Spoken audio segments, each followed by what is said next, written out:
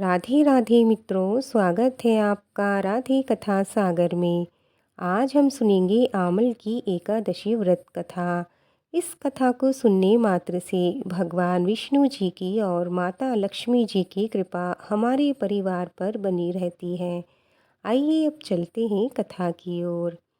एक बार मंधाता जी ने वशिष्ठ जी से प्रार्थना की, हे ऋषिवर, यदि आप मुझ पर प्रसन्न हैं और यदि आपकी कृपा है मुझ पर, तो आप कृपा करके मुझे एक ऐसा व्रत बतलाइए जिसका पालन करने से मुझे वास्तविक कल्याण की प्राप्ति हो।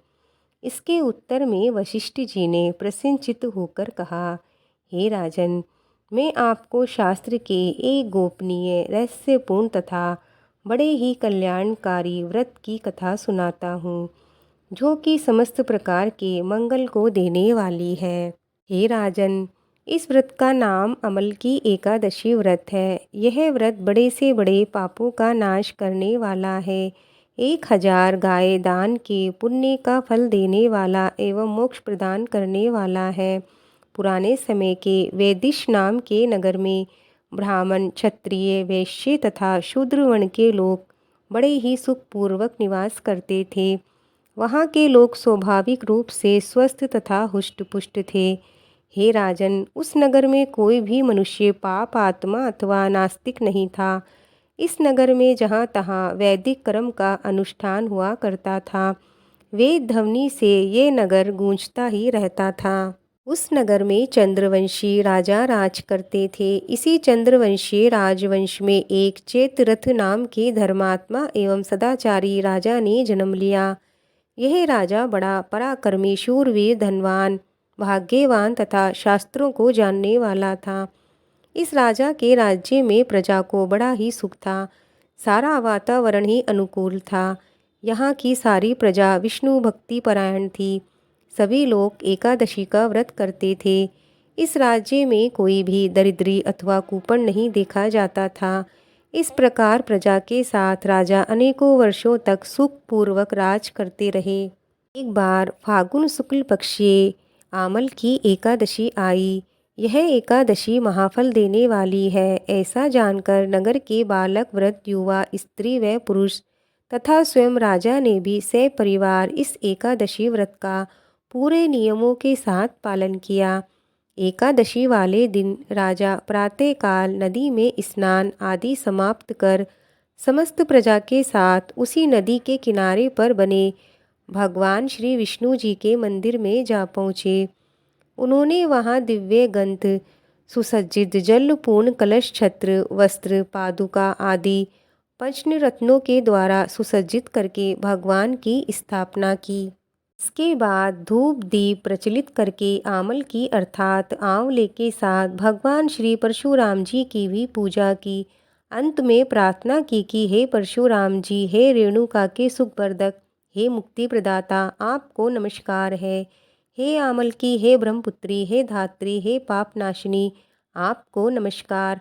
आप मेरी पूजा स्वीकार करें। इस प्रकार राजा ने अपनी प्रजा के साथ भगवान श्री विष्णु एवं भगवान श्री परशुराम जी की पवित्र चरित्र गाथा श्रवण, कीर्तन व स्मरण करते हुए तथा एकादशी की महिमा सुनते हुए रात्रि जागरण भी किया। उसी शाम एक शिकारी शिकार करता हुआ वहां पहुंच गया। जीवों की हत्या करके वह दिन व्यतीत करता था।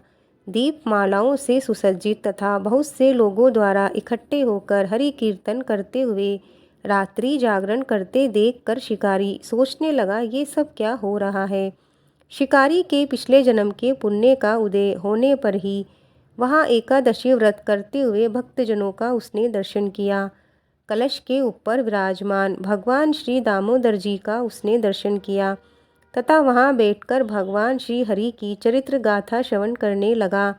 भूखा प्यासा होने पर भी एकाग्र मन से एकादशी व्रत के महात्म्य की कथा तथा भगवान श्री हरि की महिमा श्रवण करते हुए उसने रात्रि जागरण भी किया। प्रातः होने पर राजा अपनी प्रजा के साथ अपने नगर को चला गया तथा शिकारी भी अपने घर वापस आ गया और समय पर भोजन किया।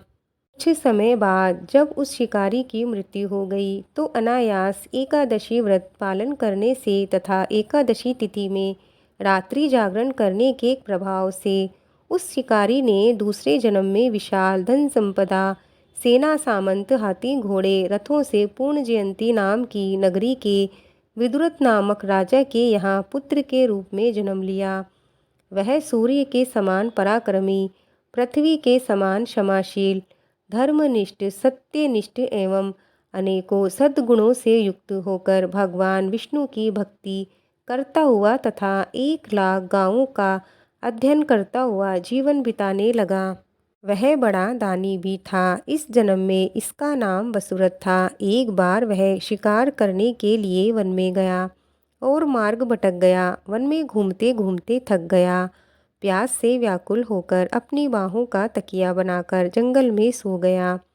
उसी समय पर्वतों में रहने वाले मलच्छ यवन सोए हुए राजा के पास आकर राजा की हत्या की चेष्टा करने लग गए। वे राजा को अपना शत्रु मानकर उनकी हत्या करने पर तुल गए।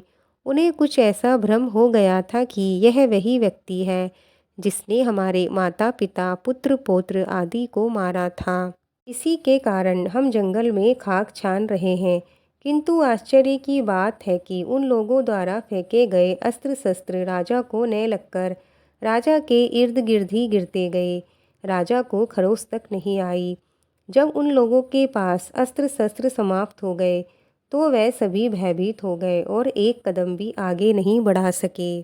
तब सभी ने देखा कि उसी समय राजा के शरीर से दिव्य गंध युक्त, अनेकों आभूषणों से युक्त एक परम सुंदरी देवी प्रकट हुई। वह भीषण मुकुटि युक्ता, क्रोधित नेत्रा देवी क्रोध से लाल पीली हो रही थी।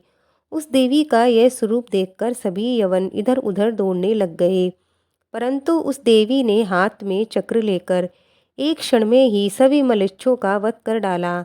जब राजा की नींद खुली तब उसने यह भयानक हत्याकांड देखा तो वह आश्चर्यचकित हो गया, साथ ही भयभीत भी हो गया। उन भीषण आकार वाले मलेच्छों को मरा देखकर राजा विस्मय के साथ सोचने लगा कि मेरे इन शत्रुओं को मारकर मेरी रक्षा किसने की? मेरा यहाँ कौन हितैषी मित्र है? जो भी है मैं उसके इस महान कार्य के लिए उसका बहुत बहुत धन्यवाद करता हूँ। उसी समय आकाशवाणी हुई कि भगवान केशव को छोड़कर भला शरणागत की रक्षा करने वाला और कौन है? अतः शरणागत रक्षक, शरणागत पालक श्री हरि ने तुम्हारी रक्षा की है। राजा उस आकाशवाणी को सुनकर बहुत प्रसन्न हुआ। साथ ही भगवान श्री हरि के चरणों में अति कृतज्ञ होकर भगवान का भजन करते हुए अपने राज्य में वापस आ गया और राज्य करने लग गया। वशिष्ठ जी कहते हैं कि हे राजन, जो मनुष्य इस आमल की एकादशी व्रत का पालन करते हैं वह निश्चित ही विष्णु लोक की प्राप्ति कर लेते हैं। मित्रों, ये कथा यहीं पूर्ण होती है। बोलो विष्णु भगवान की जय। आइए अब हम सुनेंगे गणेश जी की कहानी। गणेश जी की कहानी सुने बिना हमें किसी भी कथा को सुनने का फल नहीं मिलता। आइए अब चलते हैं कथा की ओर। एक बार भगवान गणेश एक छोटे बालक के रूप में चिमटी में चावल और चमचे में दूध लेकर घूम रहे थे। वे हर किसी से कह रहे थे, कोई इसकी खीर बना दो, कोई इसकी खीर बना दो। सभी लोग हंस रहे थे। तभी एक बुढ़िया माँ बोली, लाओ बेटा मैं बना देती हूँ। वो छोटा सा बर्तन चढ़ाने लगी तो गणेश जी ने कहा, दादी माँ छोटी सी भगोनी मत चढ़ाओ, तुम्हारे घर में जो सबसे बड़ा चूरू है वही चढ़ा दो। बुढ़िया माँ ने वही चढ़ा दिया। वह देखती क्या है कि वह तो पूरा भर गया। गणेश जी ने कहा, दादी माँ मैं नहाकर आता हूँ। थोड़ी देर बाद खीर तैयार हो गई तो बुढ़िया माँ के पोता पोती खीर खाने के लिए रोने लग गए। बुढ़िया माँ ने कहा, गणेशा तेरे भोग लगना, कहकर चूल्हे में थोड़ी सी खीर डाली और कटोरे भर भर कर बच्चों को दे दी। पड़ोसन ऊपर से देख रही थी। बुढ़िया माँ ने सोचा ये चुगली ना कर दे, सो कटोरा भरकर उसे भी पकड़ा दी। बेटे की बहू ने चुपके से एक कटोरा खीर खाई और एक कटोरा भरकर चक्की के नीचे छुपा दी। अब भी गणेश जी नहीं आए तो बुढ़िया माँ को भी बहुत जोर से भूख लग रही थी।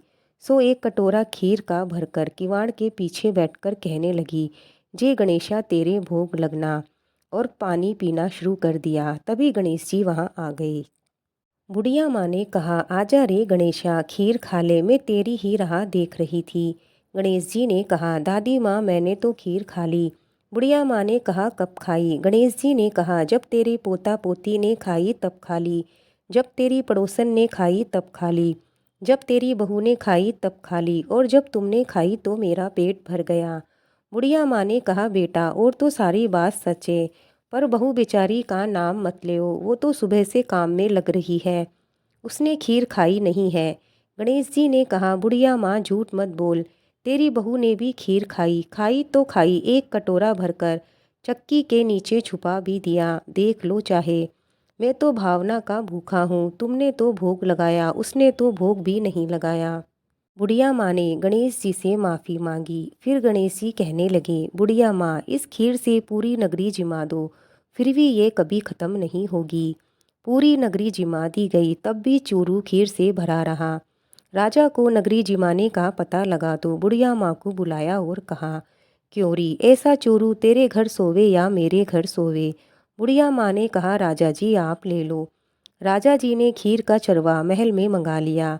लाते ही खीर में कीड़े मकोड़े बिच्छू कंचले हो गए और दुर्गंध आने लग जाती है। तो राजा ने कहा, बुढ़िया माँ चरवा वापस ले जा, जा तुझे हमने दिया। बुढ़िया माँ ने कहा, राजा जी आप देते तो पहले ही दे देते, ये चरवा तो मेरे गणेश जी ने मुझे दिया है। बुढ़िया माँ ने चरवा वापस ले लिया। लेते ही सुगंधित खीर हो गई। घर आकर बुढ़िया माँ ने गणेश जी से पूछा, बची हुई खीर का क्या करूँ? गणेश जी ने कहा, झोपड़ी के कोने में खड्डा खोदकर गाड़ दे, और सुबह उठकर देखोगी तो धन के 2 चरवा मिलेंगे। ऐसा कहकर गणेश जी अंतर ध्यान हो गए। जाते समय झोपड़ी के लात मारते गए तो झोपड़ी के स्थान पर महल हो गया। सुबह बहू ने फावड़ा लेकर पूरे घर को खोद डाला, पर कुछ नहीं मिला। बहू ने कहा, सासू जी थारो गणेशो तो झूठो है। सास ने कहा, मारो गणेशो झूठो तो नहीं, ला मैं देखती हूँ। वह सुई लेकर खोदने लगी तो टन टन करते हुए धन के 2 चरवे निकल आए। बहू ने कहा, सासू जी थारो गणेशो तो साचो है, पर मारो ही मन कालो है।